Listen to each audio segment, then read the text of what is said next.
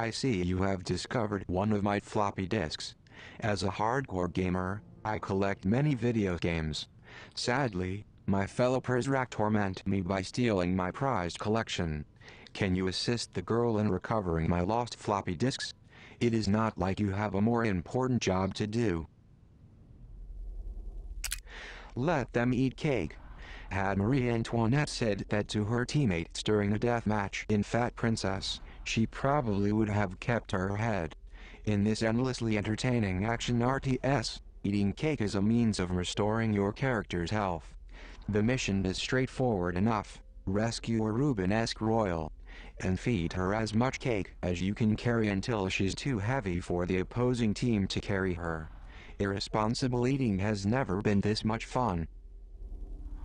As a certified Kickstarter addict, my humble key resender is filled with enough side-scrolling chiptune games to fill a lifetime's worth of the Reagan era.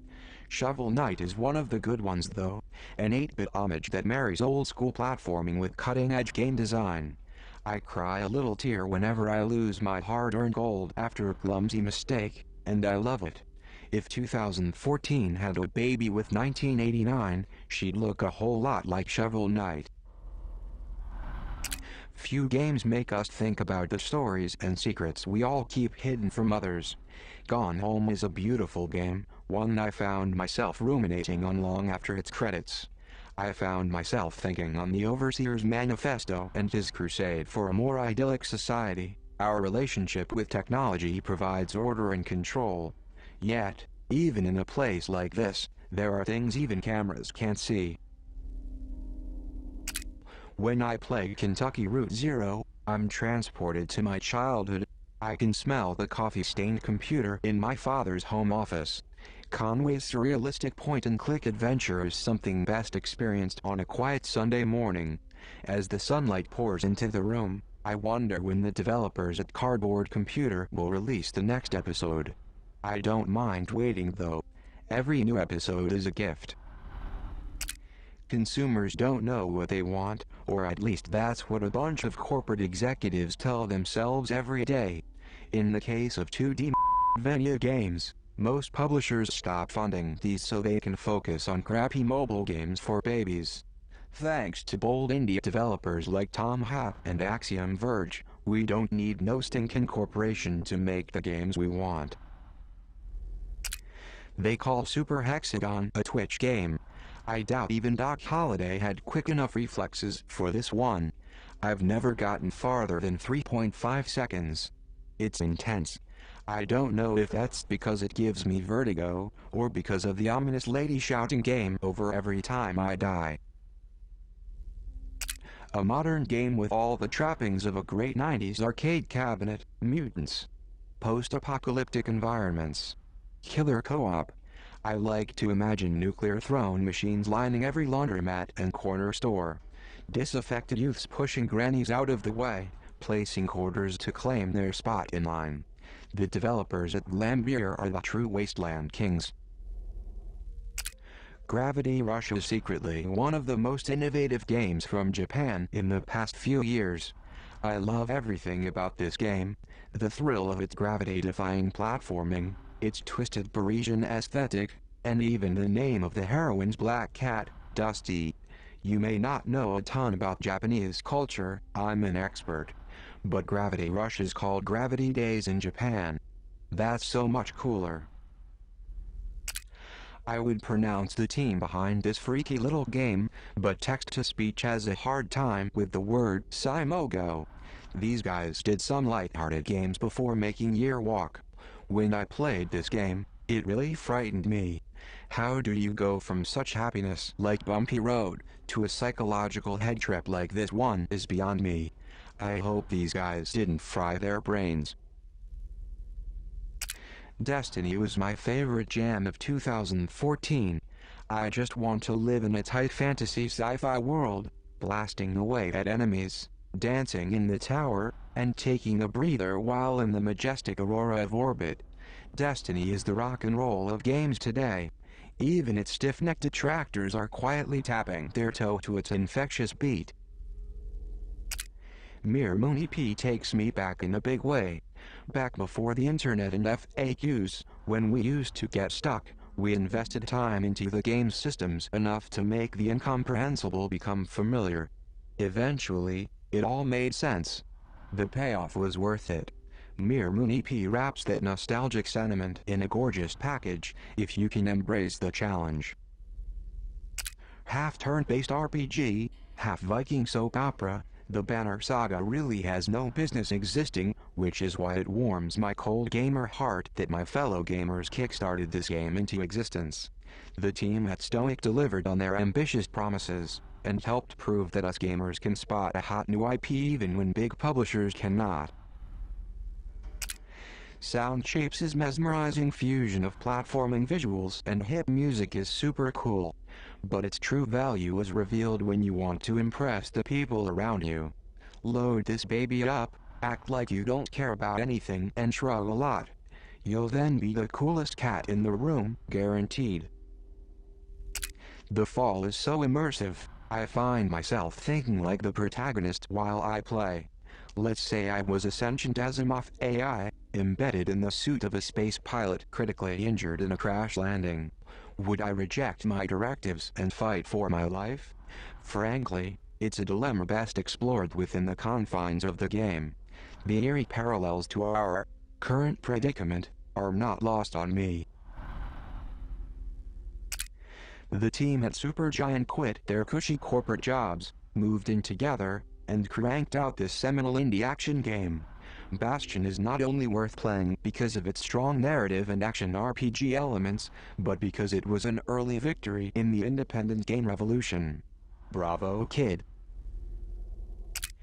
Don't let creator Benjamin Rivers serenade you with lies about how this game is just a sci-fi romantic adventure. I know what Alone with You is really about. It's about the time video games were going through an existential crisis, driving around in a Trans Am, feathered mullet blowing in the wind, rocking that new CD player and not truly knowing who they are, or why they're here, or what that disembodied voice is telling them. And that's a beautiful thing. British humor was hard for me to follow, but thanks to our multicultural workforce here in Metamorphosis, I'm finally able to wrap my head around the minimalist charm of Thomas Was Alone. With themes as universal as friendship and freedom, this spectacular puzzle platformer has broad appeal. Danny Wallace's narration really brings the characters to life, and is a source of inspiration for my future career in voice acting. Part 2 of that game company's journey towards realizing its vision for socially conscious player narratives. In Flower, we embody the wind, guiding a single petal through stunning landscapes. These moments of being one with nature are further punctuated by the drab urban home the player inhabits. As you can imagine, my job here in Metamorphosis can be pretty stressful. Whenever I need to zone out, I engage my brain with Kami, which is a clever and charming puzzle game. Kami is Japanese for paper. Kami is also Japanese for God. Why do I feel closer to God when I play time-wasting puzzle games? I sure do lead a dynamite life. I flock to Metroidvania games like a bee to honey. I just didn't expect to play one soaked in Mexican folklore. In Guacomelee, you play as a luchador who must fight through death to rescue El Presidente's daughter. While the premise is silly, it's clear that the developers at Drinkbox took their jobs seriously. Deep combat, epic boss battles, couch co-op. Guacomelee is the whole enchilada. Just don't forget to get the Super Turbo Championship Edition. A retro styling of the horror genre. You wake up in a strange house with no memory of how you got there. More troubling, you quickly discover a dead body nearby, and clues in the room seem to implicate you. The end is rather controversial, but I thought it was excellent. A word of warning. Home is scary, so keep a change of pants nearby.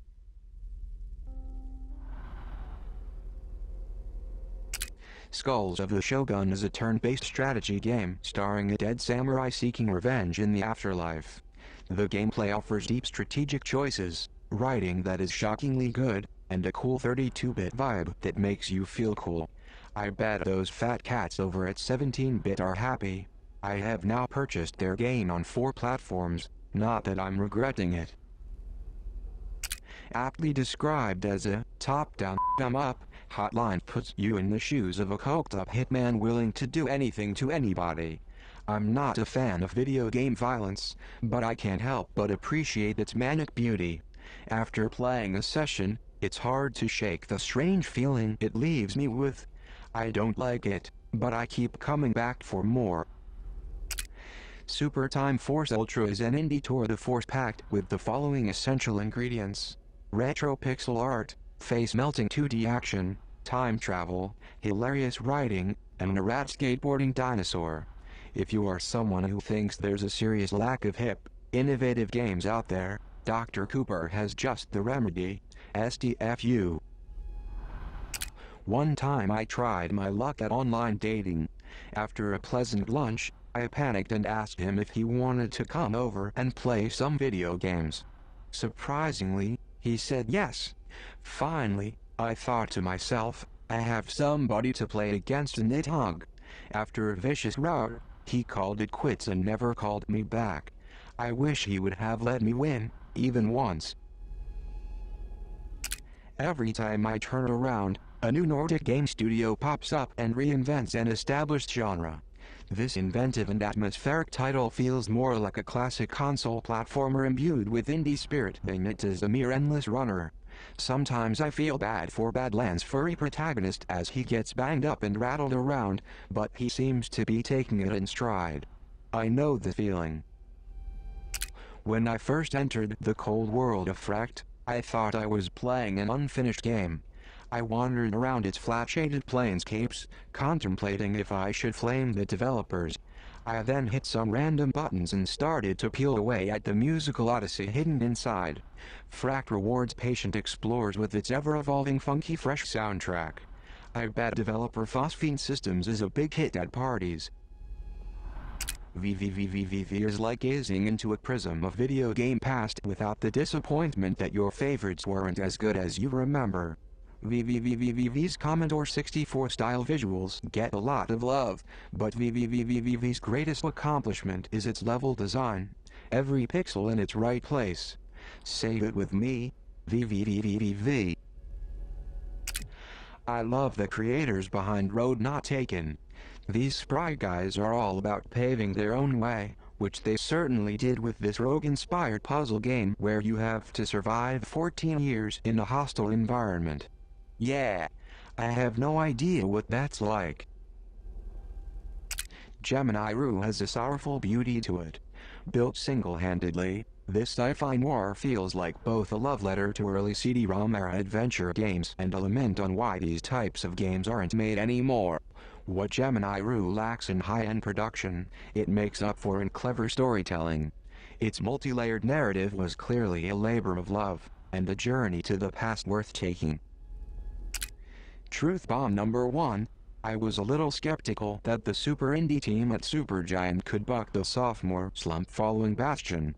Truth bomb number 2. When I first sat down to play Transistor, I was confused as to why this wasn't just another action RPG beat-em-up.